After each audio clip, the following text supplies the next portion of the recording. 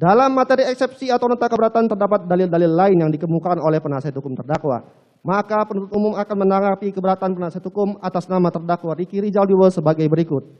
1. Bahwa terhadap alasan eksepsi atau nota keberatan penasihat hukum terdakwa Ricky Rizal Wibowo mengenai uraian peristiwa oleh jaksa penuntut umum di dalam surat dakwaan tidak bersesuaian dengan pasal yang didakwaan. Setelah penuntut umum mencermati uraian eksepsi atau nota keberatan, penasihat hukum terdakwa Ricky Rizal Wibowo yang menceritakan terkait peristiwa-peristiwa baik di kejadian Magelang, rumah Saguling, dan rumah Duren 3, video halaman 8 sampai dengan halaman 17.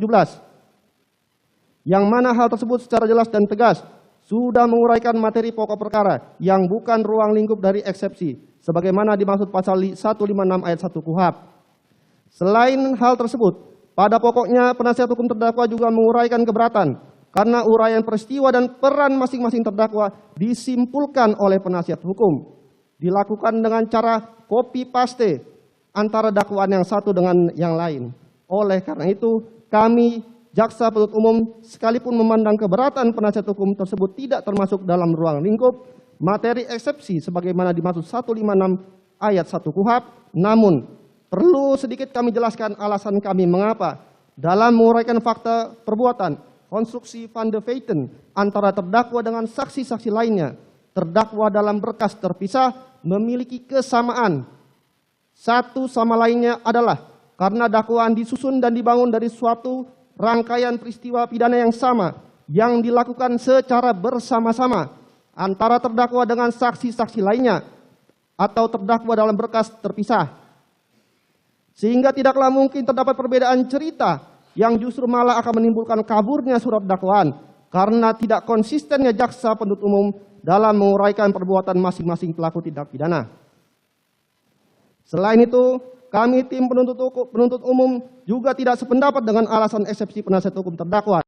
yang telah memberikan penilaian yang masih bersifat asumsi dengan menyatakan bahwa uraian fakta perbuatan terdakwa Ricky Rizal Wibowo yang tergambar dalam 6 poin penting adalah bersifat asumsi-asumsi liar yang tidak berdasar dari penuntut umum. Karena menurut kami, perbuatan terdakwa Ricky Rizal Wibowo sudah kami gambarkan secara jelas, lengkap, dan cermat dalam surat dakwaan yang kami buat, tentunya dengan kualitas peran sebagai orang yang turut serta melakukan perbuatan pidana bersama-sama dengan para terdakwa dalam berkas perkara terpisah. Memang benar, dalam perkara Ako, terdakwa Ricky Rizal Wibowo bukanlah sebagai pleger atau orang yang melakukan perbuatan material menembak korban Nopriansah Yosua Huta Barat sebagaimana dilakukan oleh saksi Ferdi Sambo dan saksi Richard Eliezer Pudihang Lumiu. Namun justru dengan 6 poin penting perbuatan yang telah dikemukakan oleh penasihat hukum tersebut telah menggambarkan adanya perbuatan terdakwa dalam kualitas sebagai orang yang turut serta made pleger dalam mewujudkan bagaimana tindak pidana merampas nyawa korban Nopriansah Yosua Huta Barat bisa terjadi dan dapat dilaksanakan dengan sempurna, full tight, sesuai dengan yang telah direncanakan. Karena pada prinsipnya pelaku turut serta made pleger tidaklah disyaratkan harus melakukan pemenuhan seluruh unsur delik, namun cukup melakukan sebagian daripada unsur delik saja. Kemudian pelaku pembuat plegerlah yang menyelesaikan perbuatan dalam hal pemenuhan seluruh unsur-unsur tindak pidana yang didakwakan.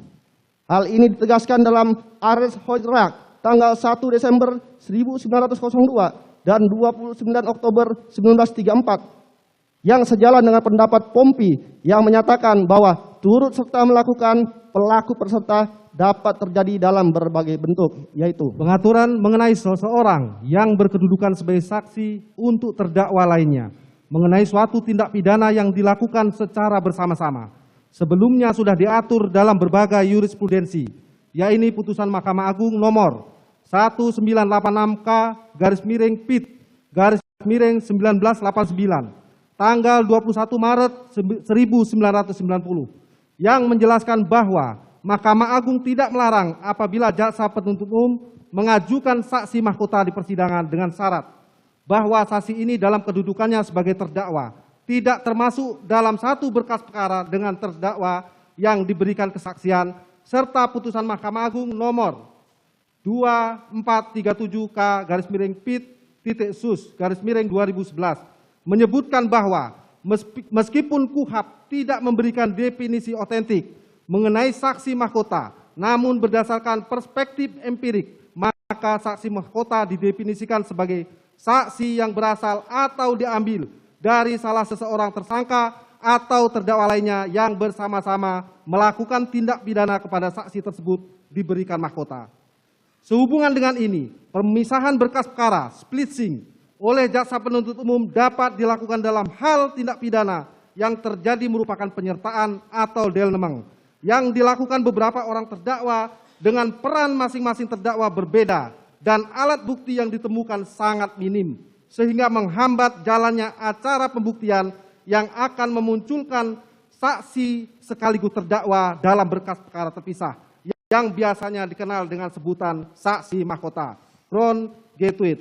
Senada dengan hal tersebut, Hari Sasangka Lili Rosita Agus Hadi Wiono menyatakan bahwa pemisahan berkas perkara splitsing merupakan hak absolut penuntut umum. Pemecahan berkas perkara splitsing dilakukan sehubungan dengan kurangnya saksi yang menguatkan dakwaan penuntut umum. Sedangkan saksi lain sulit diketemukan sehingga satu-satunya jalan adalah mengajukan sesama tersangka sebagai saksi terhadap sesangka lainnya. Majelis Hakim yang mulia, dalam surat edaran Kejaksaan Agung Republik Indonesia nomor B-E-02/02/1997 perihal hukum pembuktian dalam perkara pidana menyatakan bahwa dalam praktek saksi mahkota digunakan dalam hal terjadinya penyertaan delnemeng, di mana terdakwa yang satu dijadikan saksi terhadap terdakwa lainnya oleh karena alat bukti yang lain tidak ada atau sangat minim.